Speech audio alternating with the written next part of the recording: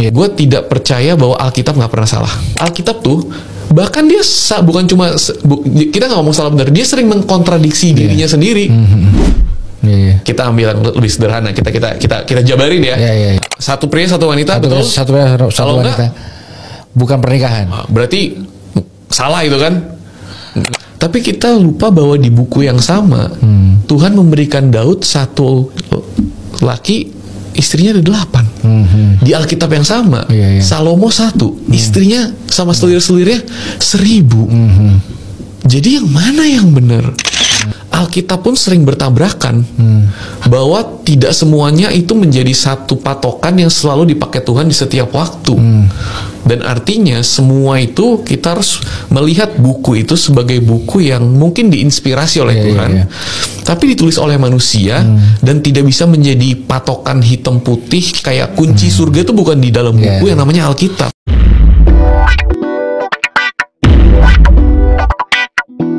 Shalom saudaraku yang dikasihi Tuhan.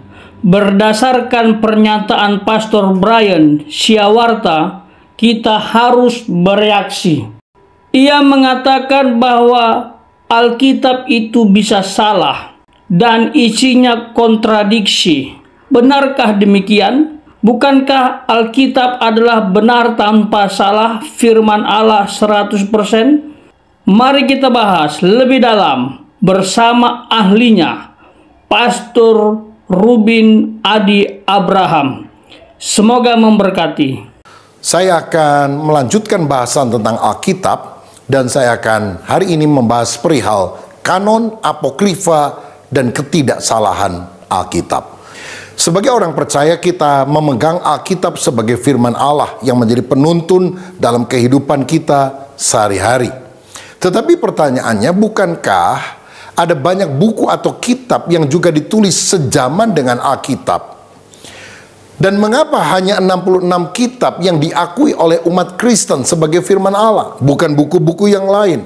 Bukan 76 atau 100 buku. Kok hanya 66? 39 perjanjian lama, 27 perjanjian baru. Nah, ini berkaitan dengan pengkanonan Alkitab. Kanon arti awalnya adalah tongkat atau kayu pengukur yang kemudian berkembang, istilah itu menjadi peraturan atau standar. Nah, kalau dikatakan kanon Alkitab, itu maksudnya daftar kitab-kitab yang diakui oleh jemaat mula-mula sebagai firman Allah. Di antara begitu banyak tulisan-tulisan kuno yang sejaman dengan penulisan Alkitab, yang diakui sebagai Alkitab hanya 66. Nah, apa dasarnya? Saya akan jelaskan yang sebaliknya terlebih dahulu. Suatu kitab masuk kanon bukan karena, pertama, karena tuanya atau antiknya. Karena ada banyak kitab kuno tidak termasuk kanon.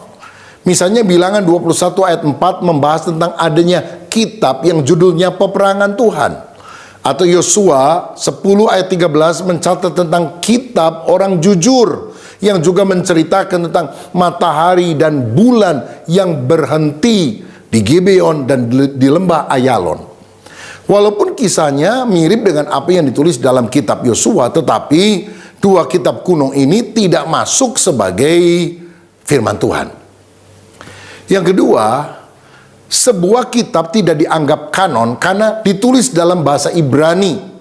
Ya, banyak apokrifa perjanjian lama juga ditolak walaupun ditulis di dalam bahasa Ibrani. Yang ketiga, sebuah kitab tidak disebut kanon walaupun sesuai atau selaras dengan Taurat atau Injil. Misalnya, 2 Tawari 21 ayat 12 mencatat ada tulisan Elia. Jadi, Nabi Elia yang diurapi Tuhan itu menulis.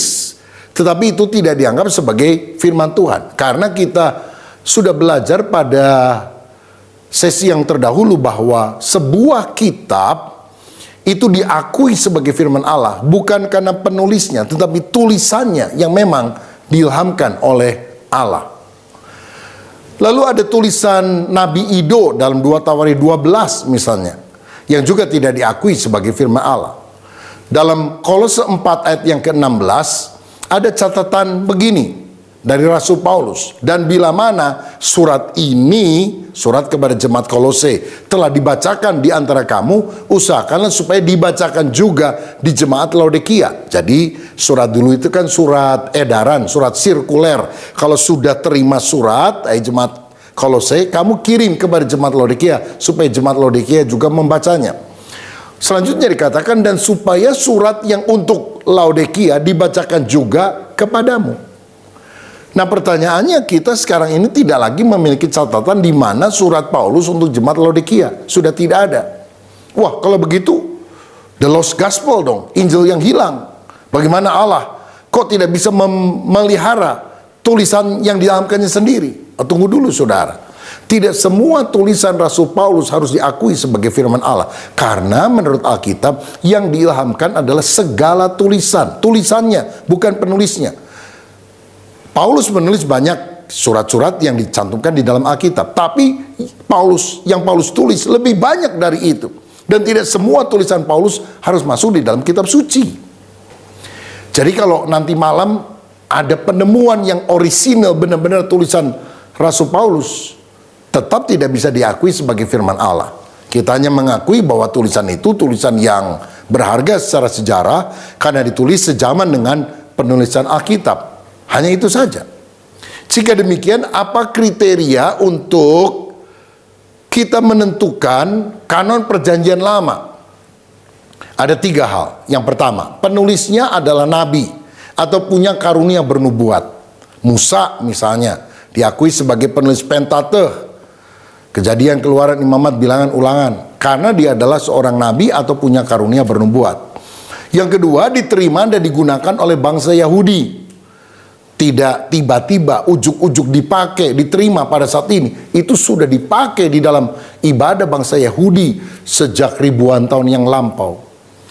Lagi pula, kita mengakui kanon perjanjian lama karena dikutip dan disahkan oleh Tuhan Yesus sendiri. Tuhan Yesus membenarkan bahwa itu adalah firman Allah.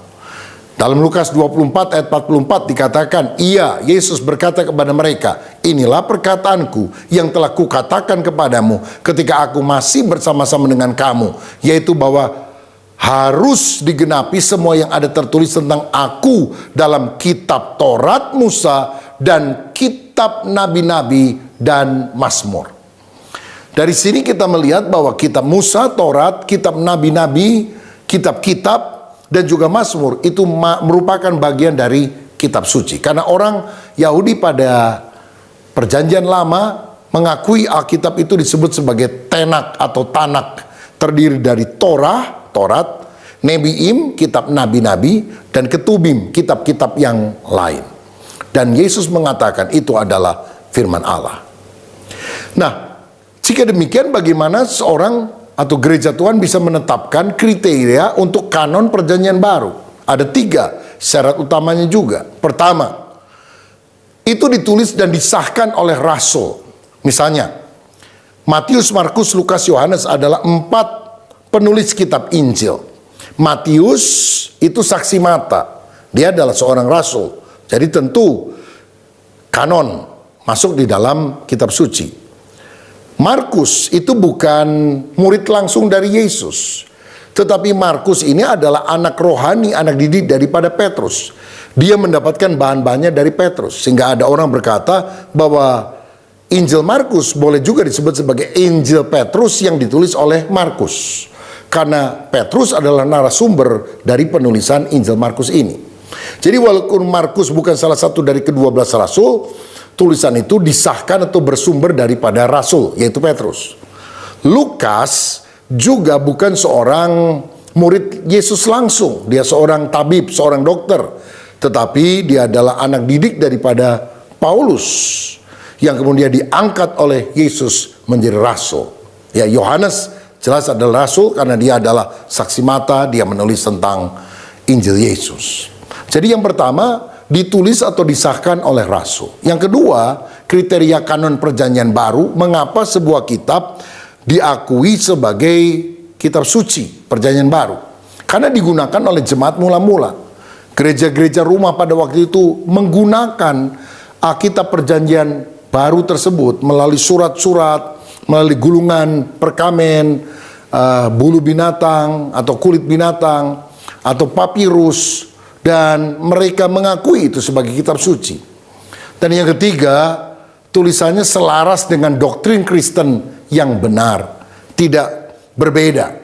Karena misalnya kita lihat di dalam perkembangan abad kedua setelah Masehi muncul sekte-sekte, misalnya Gnostik yang tidak percaya Yesus datang dengan tubuh jasmania, memiliki darah dan daging, tapi memiliki tubuh semu, tubuh maya. Jadi kalau dipegang itu nggak kerasa begitu. Waktu Yesus disalib dia tidak merasa sakit. Karena sebetulnya orang berpikir dia punya tubuh, padahal itu tubuh semu.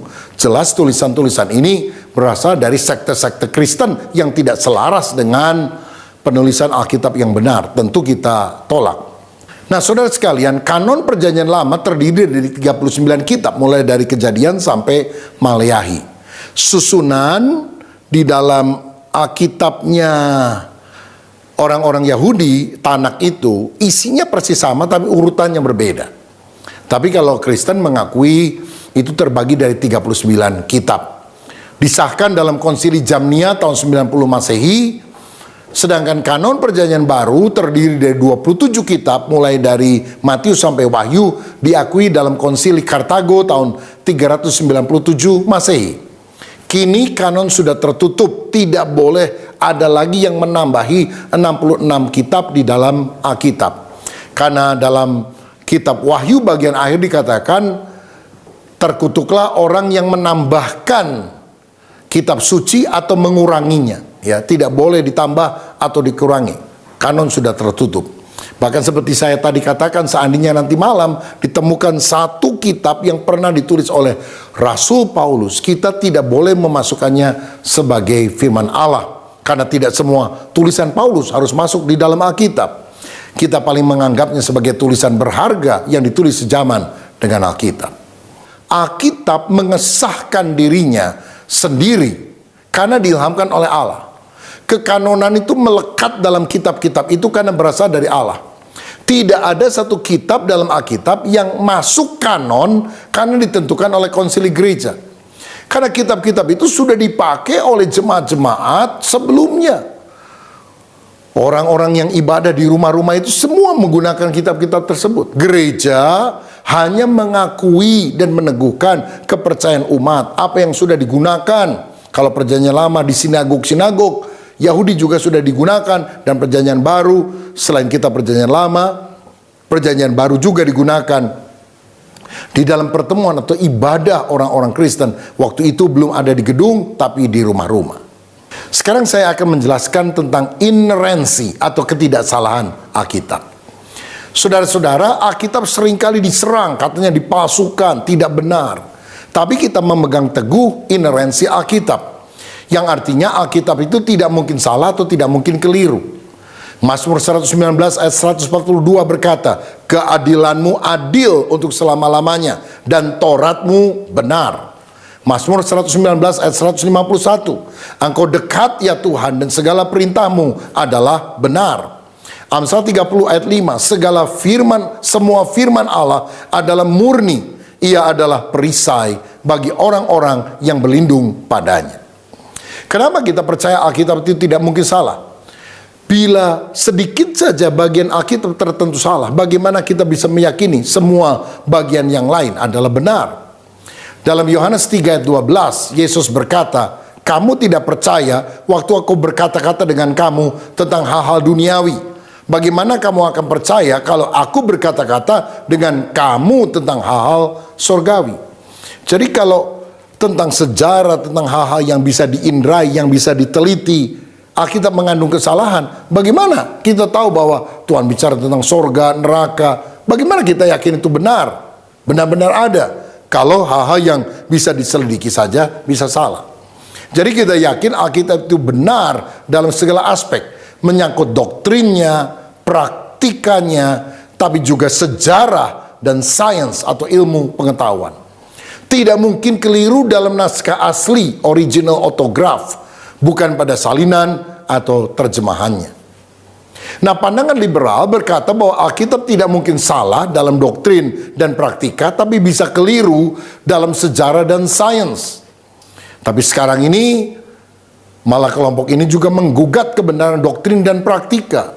Misalnya dengan menerima paham LGBT, memberikan penafsiran ulang bahwa ternyata lesbian, gay itu sesuatu yang tidak menyalahi Alkitab dalam teropong kacamata penafsiran yang baru. Tentu kelompok ortodok konservatif tidak menerima hal ini.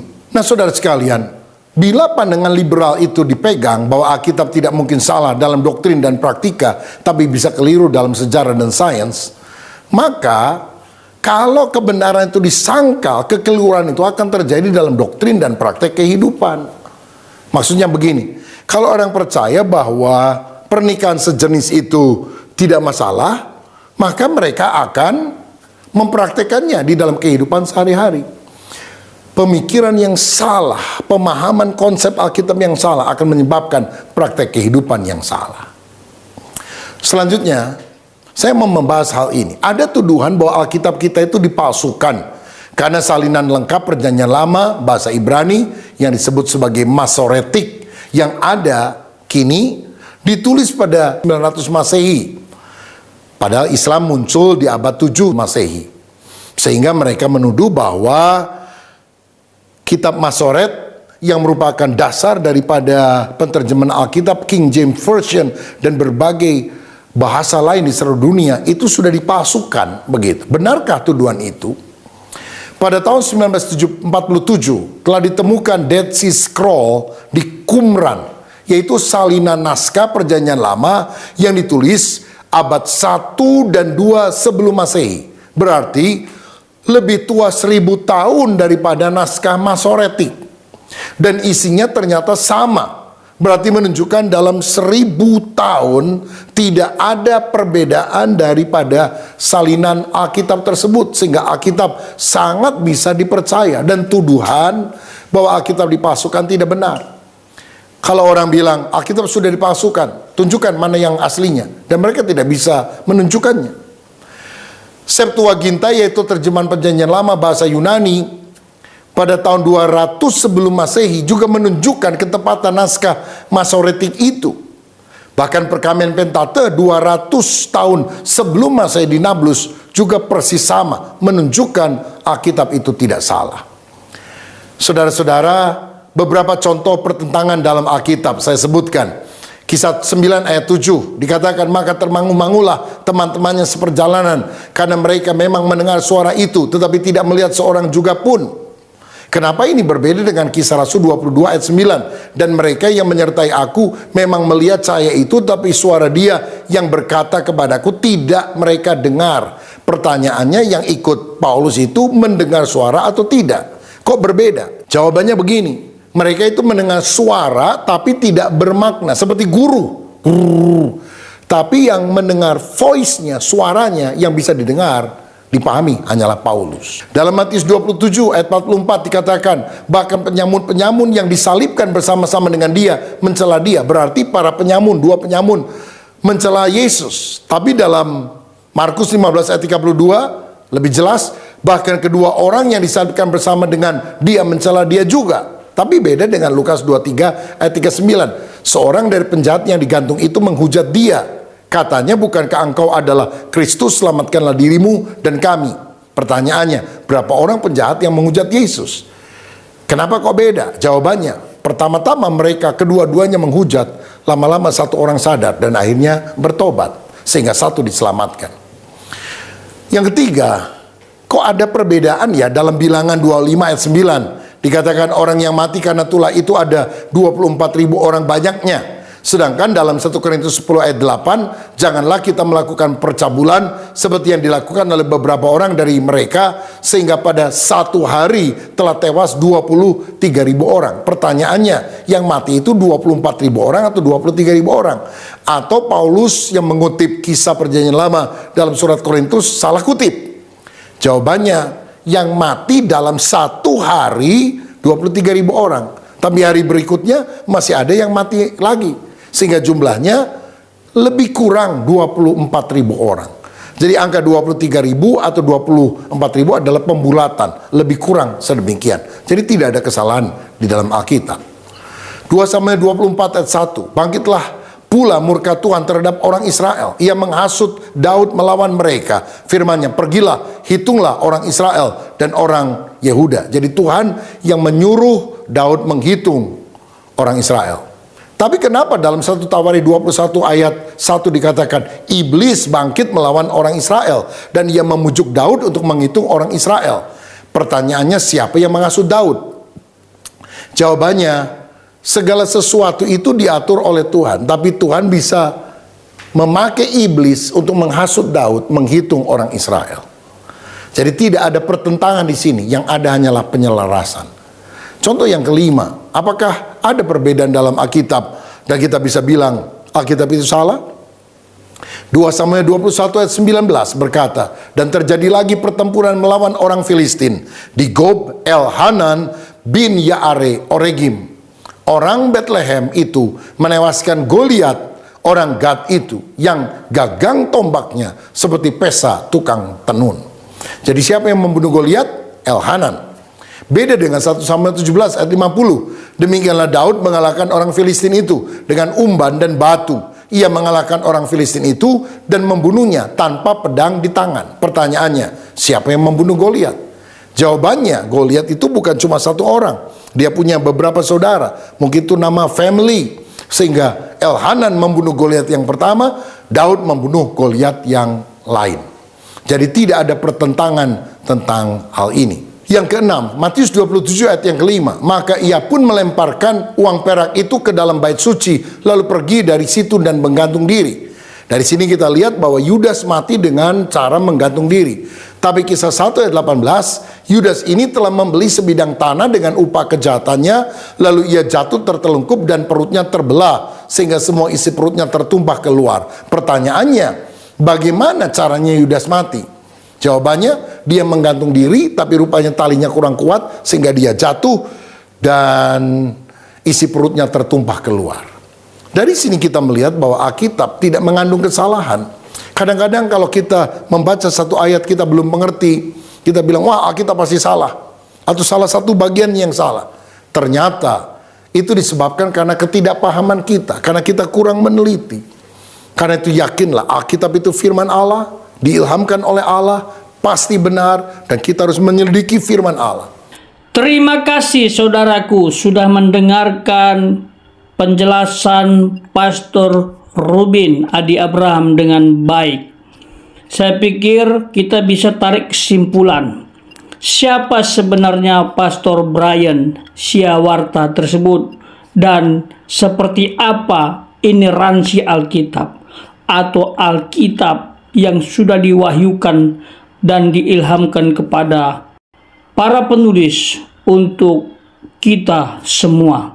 Saya pikir kita perlu tegas bahwa Pastor Brian ini betul-betul menginjak-injak otoritas firman Allah, betul-betul menjatuhkan harga diri kita orang percaya yang sudah meyakini bahwa firman Allah itu benar tanpa salah, merendahkan para nabi, para rasul, bahkan bapak-bapak gereja yang melakukan kanonisasi.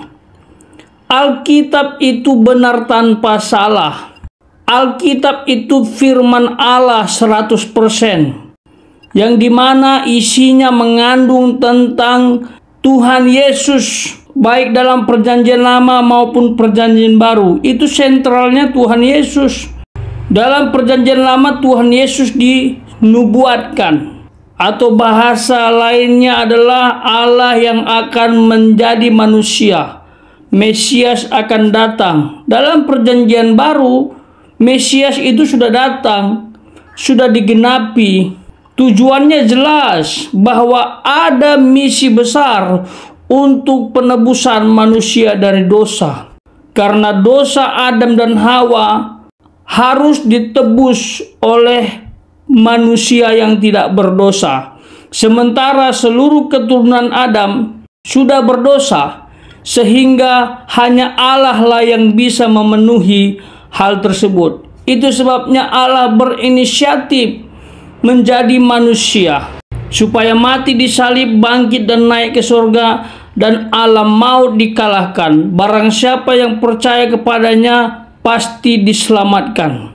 Inilah dasar Pastor Brian yang mengatakan dia adalah aliran Kristen progresif, bahwa Alkitab itu bisa salah, Alkitab itu kontradiksi.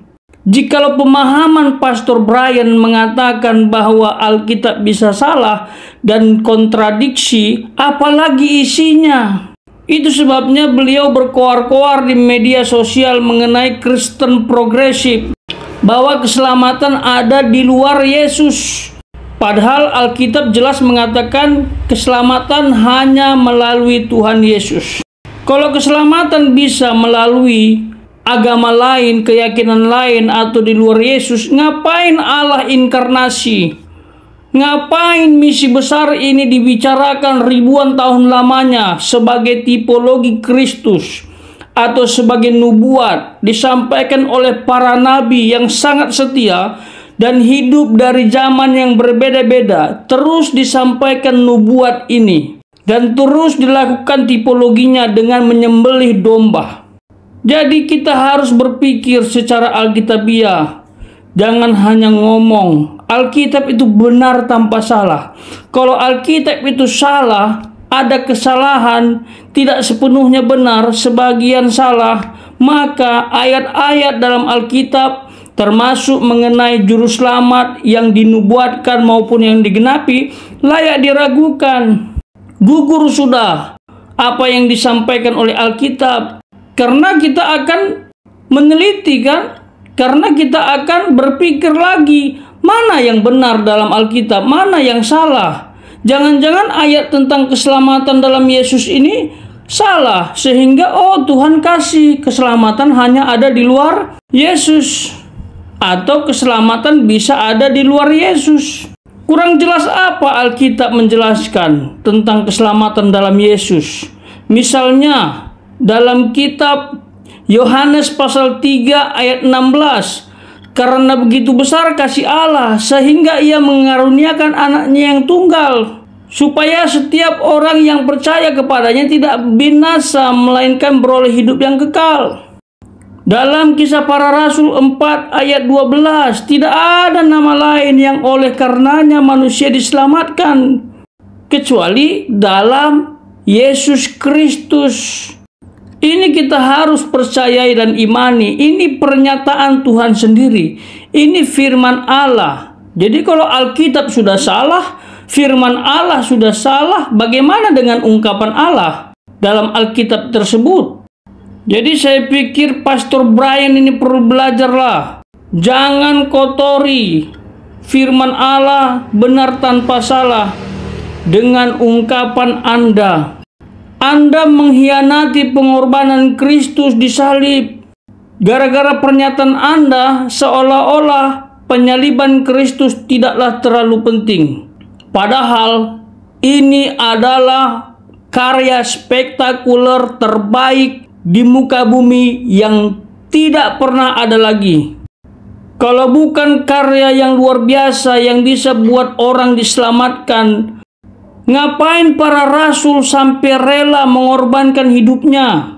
Coba pelajari sejarah. Para rasul hidupnya itu nggak enak, tinggalkan semuanya. Rela mengalami apapun, yang penting sampaikan kabar baik, sampaikan Injil, sampaikan Yesus juru selamat, Allah yang menjadi manusia. Iblis pun gentar dengar berita ini. Masa kita manusia nggak gentar? Iblis saja juga berusaha menggagalkan master plan ini.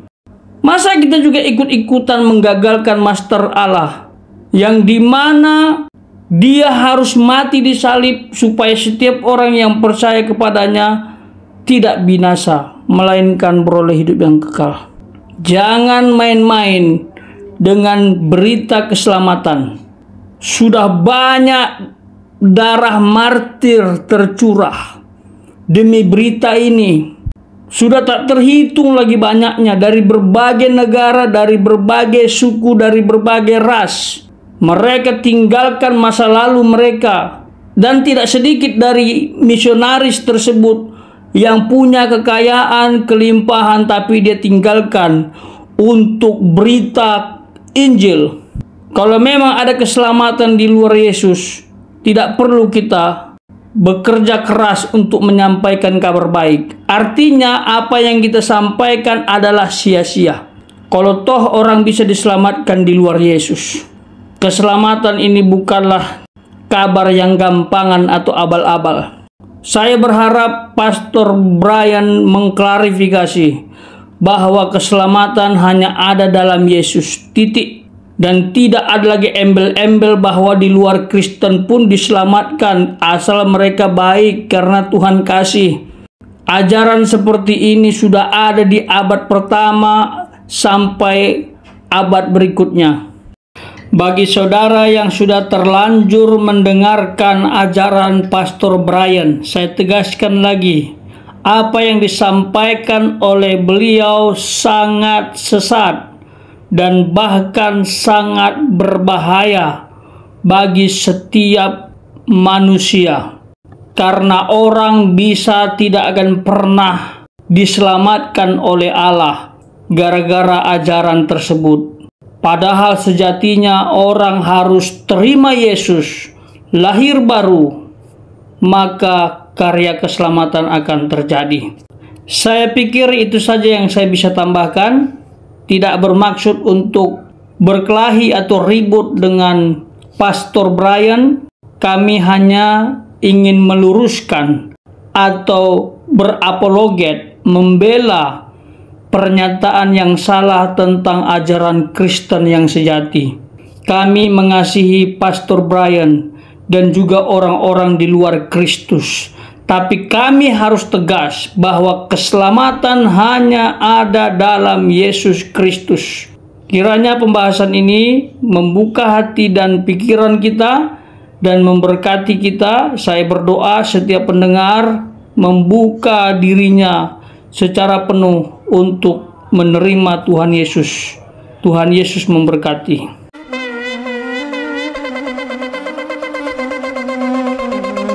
Joy to the world, the Lord is come. Let earth receive